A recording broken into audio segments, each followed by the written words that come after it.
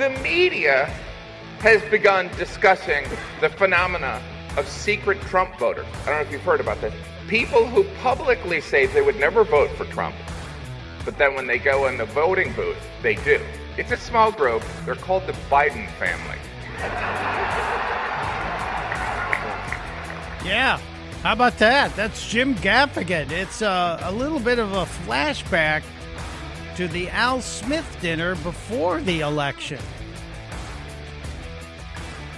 And welcome to Boxing Day on the Chris Plante Show. Mike Opelka is sitting in for my friend Chris Plante. You're probably scratching your head saying, why is Mike Opelka playing a clip from the Al Smith dinner with Jim Gaffigan going after the Biden family as he did? Well, it's one of those moments that I think signaled well ahead of the election that Donald Trump was headed to victory.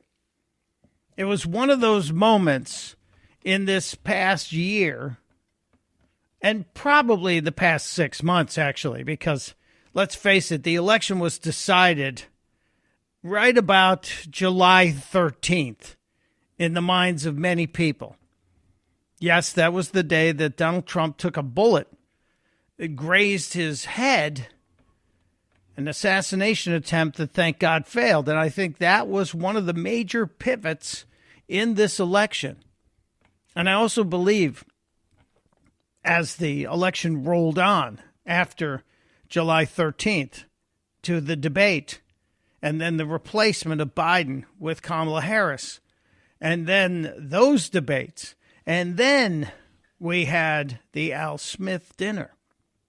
The Al Smith dinner in New York City, just an incredible event where both sides of the aisle would normally attend. And there was a lot of roasting, a lot of back and forth.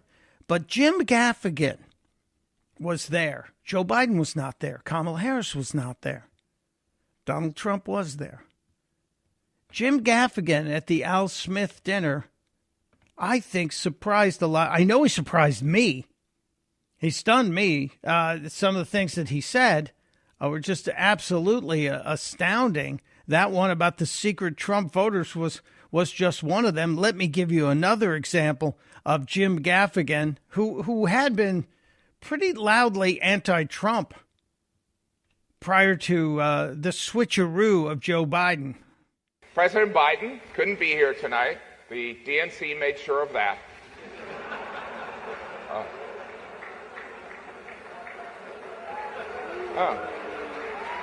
That's... I guess I'm the only one that reads history. Yeah, it was a pretty strong moment there. But he didn't stop there. Jim Gaffigan not only going after the DNC, but also scorched Kamala Harris a little bit too. The Democrats have been telling us Trump's reelection is a threat to democracy. In fact, they were so concerned of this threat, they staged a coup, ousted their democratically elected incumbent, and installed Kamala Harris. In other words, all her dreams have come true. Really? It really makes you consider the power of prayer, right, Cardinal? Sometimes prayers take 3.5 years and a George Clooney op-ed. Yeah. I really was stunned by this. This truly was a shocking moment. Again, one of the pivot points, I think, in the election, one of the changes that indicated that America was going to reinstall Donald Trump as the president was a guy who had been openly anti-Trump. Jim Gaffigan shows up at this critical Al Smith dinner and not only takes apart the DNC and Hollywood, of which he is a part, but Kamala Harris. I thought this was yet another scathing shot at Kamala Harris. 22% of Americans identify as Catholic. Catholics will be a key demographic in every battleground state.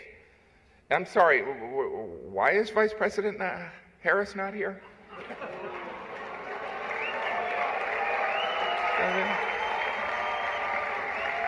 I mean, consider this. This is a room full of Catholics and Jews in New York City. This is a layup for the Democratic nominee. I mean, in her defense, she did find time to appear on The View, Howard Stern, Colbert, and the longtime staple of campaigning, the Call Her Daddy podcast. This one, I think, stung very, very bigly, as Donald Trump would have said. This was a gigantic shot over the bow of the Democrat Party. And it points to this Jim Gaffigan appearance with so many scathing comments. It also points to another one of the pivots that I believe was critical in Donald Trump winning, and that was his choice of which podcasts on which he would appear.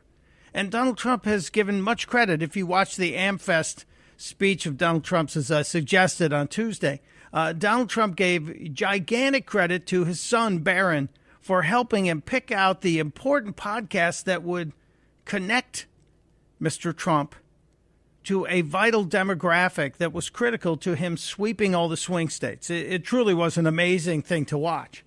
But this Gaffigan moment from the Al Smith dinner probably cost Jim Gaffigan some credibility in Hollywood, some cash even. Although he is going out on tour with Jerry Seinfeld, so it's not like he's without work.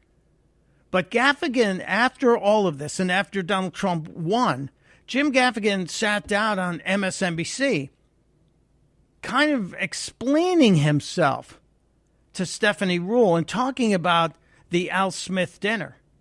And I thought this was an interesting window into Mr. Gaffigan. Again, I'm totally surprised, totally stunned, totally happy that he chose to step away from the attacks on Donald Trump and point out the horrific things Democrats did in trying to defeat Trump by killing democracy and saying that Trump would be the guy who killed it. But this was Gaffigan explaining the Al Smith dinner to Stephanie Ruhle.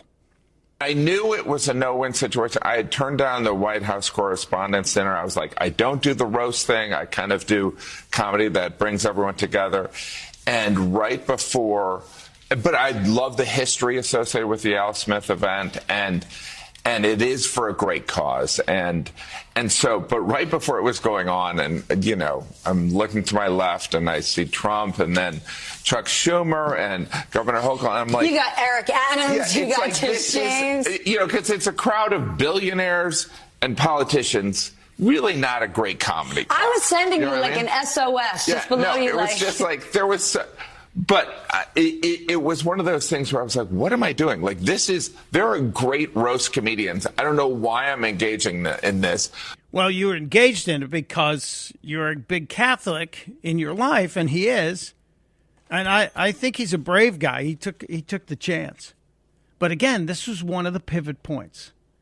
One more clip from Jim Gaffigan on the Al Smith dinner, which, again, helped Donald Trump become president. When you're sitting so close to the former president, it's like, oh, yeah, that's right. These assassination jokes, it's not right with the guy sitting next to his wife. You know what I mean? It's just sitting next to the cardinal. Yes, and you're managing all these things, but it's like it's a pretty strange situation when you can make fun of Bloomberg and there's no problems. And then if I did one Eric Adams joke and people were like, hey, wait a minute, leave him alone. And I'm like, wait a minute, what world am I in? Understanding the contradictions of that moment. Very interesting. Jim Gaffigan has made me laugh, but he also ticked me off because he was very loudly anti-Donald Trump up until that dinner. And I'm not giving the credit to anything other than Gaffigan woke up and saw what the Democrats did in their efforts to say that Donald Trump would kill democracy, and then they killed democracy by putting up a candidate who got 0 votes in the primaries. Bozo the Clown got the same number of votes to be the Democrat candidate as Kamala Harris, and maybe more if we counted write-ins. But this is just another one of those instances that I want to highlight as we look back on 2024 and we think about the things that that made this possible. We're also discussing how long the transition should be. Great piece. I will post a link to the piece from Guy Shiraki about shortening the transition from election to swearing in, from election to inauguration. How long should it be? And, of course, your comments on just about everything at 888-630-9625, 888-630-9625. Moscow Bob is calling us literally from Moscow, Russia, Bob. Hello. Yes, sir. Part of the reason I'm in Moscow, I ended up staying in Moscow, but it's more for medical reasons because medication and treatments I can get in Europe aren't available in the United States. And for a good example, maybe if Joe Biden or the Democrats should have administered this.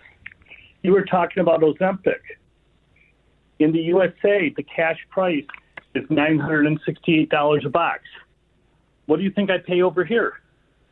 Well, I know the British Health Service just negotiated it down to $45 a month or something. Right, but that's a negotiated price. The actual cash price is about $150. So why are we paying so much in the United States when Novo Nordisk is a Denmark company? That's a real interesting point, Bob. And we're going to see, I believe, not just because of the businessman Donald Trump coming in, but I do believe the economics of scale will force, and the competition of the free market with all of the GLP-1 drugs will force the prices to shift significantly. And Manjaro actually made a statement today. I'll have to pull up the actual wording on it to make sure I'm correct, that their costs have come down significantly due to one certain thing. So maybe that's a good sign. I'm sorry you have to travel to Moscow to get it. Your accent sounds like some of the accents I grew up with when I lived in Chicago, like you have that Lake A. Are you a Chicago guy? I was born and raised in the suburbs of Chicago. I recognize that Lake A, as my mother used to say, and Chris Plante and I are. Go ahead. Talk about Mr. He saw the light. He finally understood. He doesn't have to be afraid to speak the truth because he sees that there's a chance now that the United States will return to its family values and its moral ethics. And that's why he spoke out. He sees that he's free to speak now because someone's coming to office. And the other thing is Donald Trump should return every single penny that Zuckerberg, Bezos, and all those wealthy people that were Democrats and Fauci supporters and Biden and Obama supporters, return every penny of it and basically say, hey, no, I don't need your money. I work for the people, not the wealthy. Well, what if there is some sort of response to those people that Donald Trump could say, we'd like you to put that into a nonprofit in your community? I don't think you should automatically reject it, just as Jim automatically reject it for the, his parties and everything else. Use it for, like what you say, use it for community service. Use it for the veterans, the VA system. Look at how many disabled veterans we have that are suffering on the street while people that are here illegally get better care than our veterans. Fair point. I see that as a fair point. But I also think if someone wakes up and says, mea culpa, maxima culpa, I would like to make sure I keep your side well funded, then that's okay too. Bezos and Zuckerberg certainly have enough money that they can give to several causes if it's their choice, which is a big deal. Right. But I got to take a break, though, Bob. But thank you for reaching out all the way from Moscow via the North Shore of Chicago. Always a good thing. We'll get back to the phones and more of the important news of the day. It's Mike Opelka in for Chris Plante on The Chris Plante Show. You're listening to The Chris Plante Show.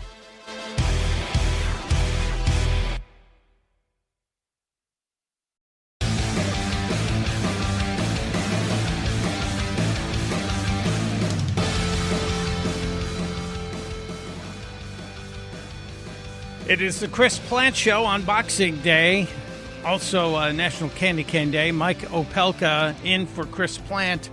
And if you're curious about the stories that are catching my attention, usually every morning around 6 o'clock Eastern, I post them at pureopelka.com. Pureopelka.com.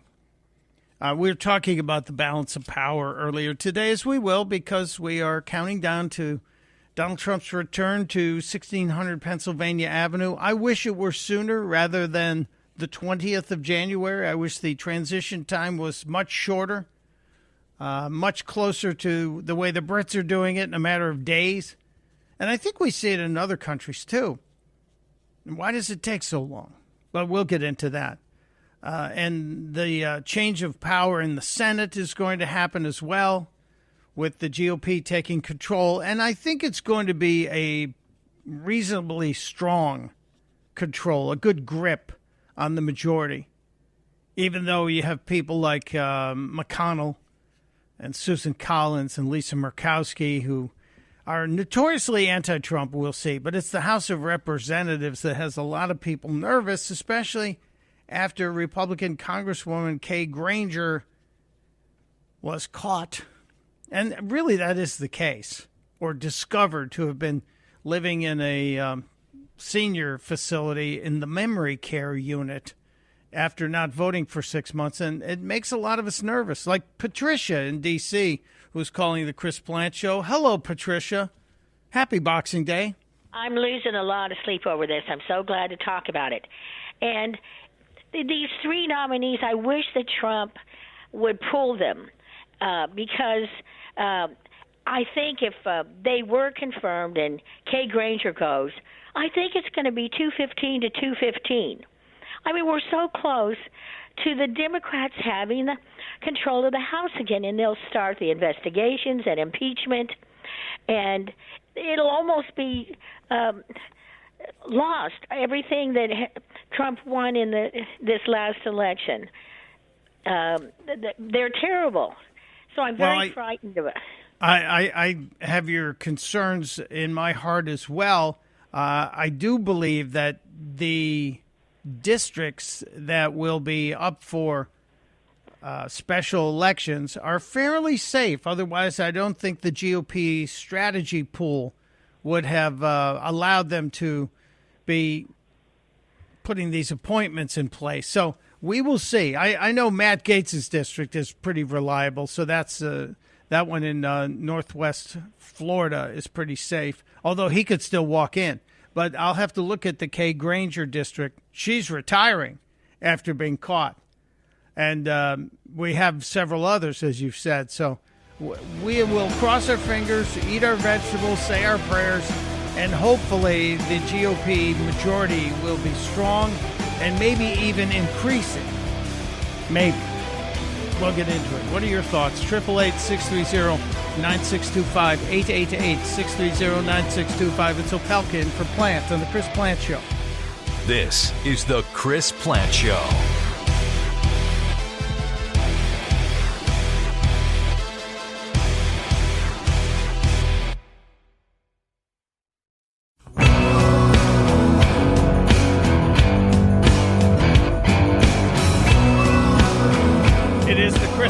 Show, December 26th. How about that? I hope you and yours had a Merry Christmas and that your first night of Hanukkah was all that you expected.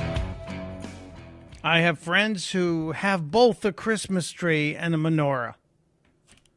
And they celebrate Christmaka, the old portmanteau from, I think it was the TV show Party of Five, an old TV show. Does anyone remember Party of Five? I never watched an episode, but I remember when they merged Christmas and Hanukkah together to create Christmaka. And we're experiencing it now. Although Christmas is over, I guess. I know there were friends of ours in the Jewish community who said, do not put them together. Let them be separate. Okay, don't get mad. We're just trying to have a little fun. But Christmas and Hanukkah, Christmas on the 25th and Hanukkah began on the 25th. I think that's less than 4% of the time that happens. So it's good for everybody, I believe. We have many, many things to get to today, and you are welcome to join the conversation at any time, 888-630-9625. All topics on the table. I have things I want to discuss, but kind of a side question is, how long should the transition be between administrations after an election decides somebody new should have that job? How long should it be? It was November 5th. That we basically knew it was over for Joe Biden and Kamala Harris and all of their allies. And then how long does it take for us to get that shift to happen? You have to be careful how you say shift happens on the radio, because people will hear the wrong thing and then we'll get in trouble. But the shift, the peaceful transition of power, I think should happen a lot faster. And I'm advocating for January 1 for the swearing in. I know it's only 20 days sooner, and people are saying, well, how much more could you do? Well, in conjunction with that, I am advocating for a freeze on any legislative action that would seriously impinge upon the plans, policies, promises of the next administration. Doubtful that's going to happen. But it's one of those things that I think should happen. And I know Elon Musk has talked about it too. And speaking of Elon Musk, the left does appear to be organizing to try and diminish him. And we'll talk about that. And we also have to talk about how the left is now organizing with their friends in the mainstream media to go after some of Donald Trump's picks for critical positions. For example, he has selected the ambassador to Panama from Miami-Dade, and the gentleman, Mr. Cabrera, Ambassador to be Cabrera, is rankling many on the left side of the mainstream media. They're not happy about it. And they're even more unhappy after they read Donald Trump's Christmas Day post on Truth Social and on Twitter that reads, "Merry Christmas to all, including the wonderful soldiers of China who are lovingly but illegally operating the Panama Canal, where we lost 38,000 people in its building 110 years ago." Now, that all of that in that statement is true. The left is trying to tell you that China isn't operating the canal. But let's go back to when China was trying to purchase or influence the operations in our West Coast shipping. And they wanted Chinese companies to take control of some of the ports. Well, if it's a Chinese company, it's the Chinese Communist Party. If it's the Chinese Communist Party, it's pretty much the Chinese military. And the same thing happens when China operates ports around the world. Whenever they get control of a port, the military gets control of it. So therein lies a problem. And I know Donald Trump has talked about reclaiming control of Panama, and I don't necessarily believe he wants us to take it over. I think he wants a better deal for us, and he also would like to keep China out of it. We'll see where this goes. You have to weave in the Panama Canal, Greenland, and Canada into this discussion as well, because Donald Trump has made statements about Canada becoming the 51st state.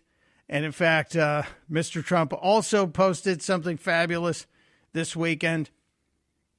Yesterday, I keep saying weekend because Christmas Eve and Christmas felt like a weekend, didn't it? So you'll have to excuse me. Mr. Trump on Christmas Day posted, "I just left Wayne Gretzky, the great one, as he is known in ice hockey circles. I said, Wayne, why don't you run for Prime Minister of Canada, soon to be known as the Governor of Canada? You could win easily. You wouldn't even have to campaign." He had no interest. But I think the people of Canada should start a draft Wayne Gretzky movement. It would be so much fun to watch. I believe this is trolling. I believe all of this is Donald Trump trolling to try and get better deals for America. If we're being taken advantage of, either with the tariffs that are being charged or the fines charged to American companies, the imbalance of trade between Canada and America, then Donald Trump wants a better deal. I don't think he necessarily wants Canada to become the 51st state. I could be wrong. I've been wrong in the past about Mr. Trump and some of the things he said. I don't know about Greenland. I do know that there are people freaking out about Donald Trump even raising the question about purchasing Greenland. 56,000 people live on Greenland. Would they become American citizens, or would they be a protectorate, or would they be a property of the United States of America? It's yet to be seen. And then this Panama Canal issue. I think this is about getting a fair deal and keeping the Chinese military out of controlling the canal. But that's me. That is my personal opinion on that. But if you watch the left, they're apoplectic, as it were, over the statement about the Chinese military. But if a Chinese company is running a business, it's the Chinese government, which means the Chinese military. It's just a simple connection. You can connect the dots. I mentioned the transition question, and a few of you are checking in on the transition question. Let's go to line 1. Sam in Alexandria. Hello, Sam. Welcome to the Chris Plante Show. Hey, thanks so much for taking my call. Always great to hear when you substitute in. Thank you, sir. Designated batter. Yeah. To me, it's like, fine, you can stay until, Inauguration Day, but I think they need to have some serious limitations on regulatory and policy changes. A good example, any kind of commutations. That should be something that the public, the citizenry who is voting in the election, should know before they go into the voting booth. So if we know that you're going to give your kid a pass or allow 37 murderers to basically have their death sentence commuted, that should be something that we kind of vote on. Yeah, the pardon power is one of the powers of the presidency that now is being debated, and people are saying, well, we got to limit this pardon commutation power. It can't be absolute. And you wonder, but for Biden coming out with all these commutations and pardons, would anybody have brought this up? I don't know. I think it might have been something we just didn't even think about. But when he pardoned his son and then gave him that 10-year, that decade of absolution for anything he may have done, and the reaction to it, which I think we all agree, Sam, was just over the top. Everybody was furious because for so long Biden and KJP had said, no, there won't be any pardon. We respect the process. I think the commutations of the murderers, as well as the 1,500 others, I think a lot of those have to do with him trying to deflect from Hunter. Do you think the same? Oh, absolutely. Absolutely. And, there's been a lot of interesting talk about, well, if your principles are so, sacrosanct that you are good with the 37 but not the 3. But I think if we look at it from a governmental point of view, he has, or any administration has 2 months to put into place policies and regulations that are absolutely contrary to the nation or what we voted on, only to have the incoming administration, in whatever way that they can, set those aside or disregard them. And I think that just causes a lot of juking about, so to speak, not only here but overseas, when they say, okay, well, what's the real policy? And, realizing that he had 2 months to kind of play it. Yeah, we saw some of that already at work here when it appears that the Biden administration has signed a deal that will allow 49,000 people who are still not working in the office, they're working remotely because of COVID, for them to extend that for 5 more years. And Donald Trump came out and said that can't happen. But the Biden administration may have created a bulletproof order on that, so it can't be overturned. We will see. And I think that's why Donald Trump was actually appealing to the administration to overturn that decision. because that's an abuse of power. Those people, I'm sure some of them are working diligently from home, but let's be honest. If I'm at home and I don't have to know what my boss is doing, Sam, am I working as hard as I would be as if the boss were staring over my shoulder? Well, you're absolutely right. And one of the whole remote work kind of things that I've kind of thought about and put on a couple of posts here and there is if you have established metrics and standards that I can monitor regardless of where you're at, I don't have a huge issue with it. But then again, how many, whether it's government or corporate, have those type of metrics to where they can see day to day what you are doing, and how many established metrics as opposed to okay, let's see what you do by the end of the year, which is a non-starter.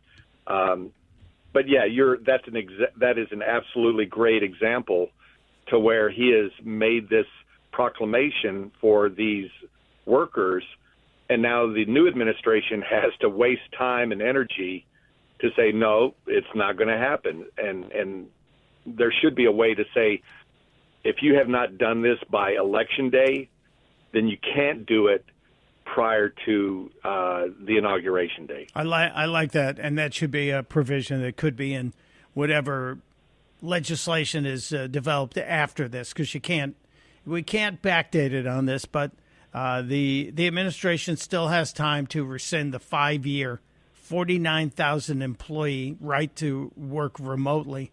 We know they all have these devices. You could put a mouse on your computer that moves around every 10 seconds to make it look like you're working. Someone has already created that. You can buy it for $69 on Amazon to make it look like you're working. It's crazy, oh Sam. Yeah, I know. Innovation creates a new way to swindle the government.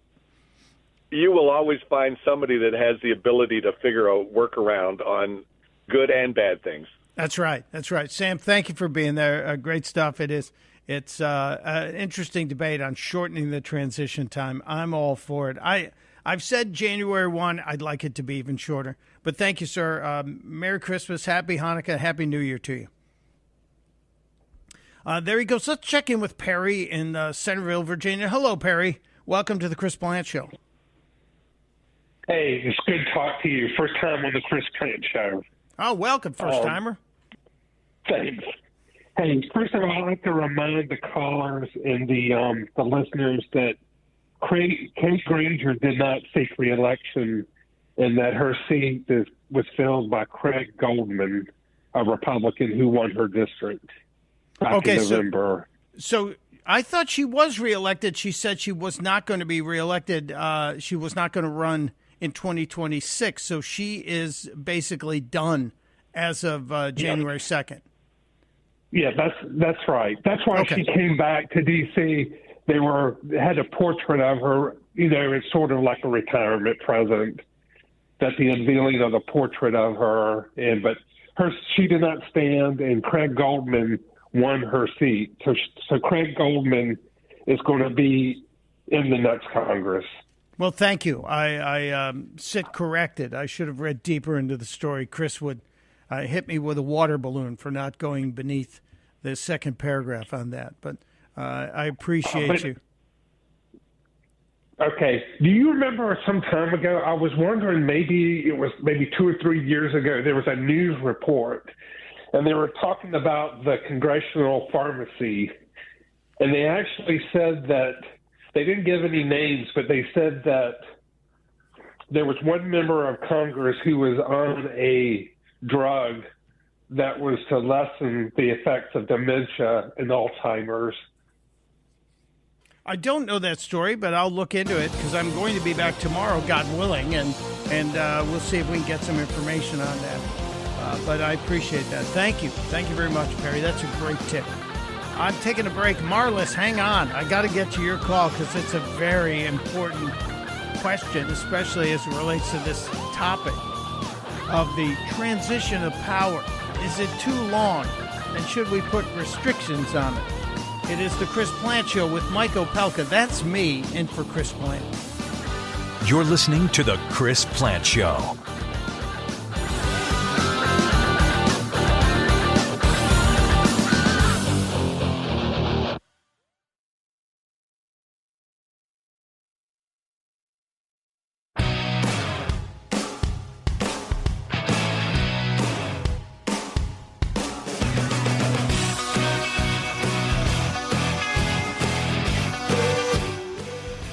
It is the Chris Plante Show. Mike Opelka in for Chris Plante. We are in the afterglow of Christmas, the beginning of Hanukkah. It is, of course, Boxing Day, which if you were here earlier, you heard me explain my theory, which I think I need a government grant to explore this further, but I believe Boxing Day was the origin of regifting. And they all say, oh, this is the time that the lords would deliver the boxes of Christmas presents to all the servants who worked on Christmas Eve and Christmas Day. And I think they all went, no, that sweater from Knave Tony is going to be good for the chambermaid. So I think they're just regifting everything. Just my thinking. We also have many things to get to regarding Joe Biden, because I want to focus on the end of this year between now and next Friday as well. I'll be in tomorrow and all next week talking about some of the important moments of this year, the important moments of the election. And many of you have been weighing in throughout the show at 888-630-9625 about the election and the pivot points and my thoughts on the transition of power, which I think is too darn long. But Marlis is in Illinois and checking in on the Chris Plante Show. Hello, Marlis. Thank you for hanging on. Oh, you're welcome. I look forward to doing this. Well, I'm glad you're here. And you want to weigh in on our discussion of the transition? Yes. I have a question that I've had for a while now. If Biden is so mentally diminished, as we all know, but he's still signing government legal papers, is all of that legally binding? That's a good question, especially on the heels of the Wall Street Journal report last week that credibly covers how many people believed that Joe was so diminished he couldn't hold cabinet meetings, he couldn't be trusted to speak to anyone. And can we backdate it to when he signed things? Now, Tuesday, he signed 50 bills into law. And one of them named the bald eagle the American bird, the official bird of the country. I'm okay with that. But the spending of money and the authorizing 49,000 people to stay out of the office for another 5 years,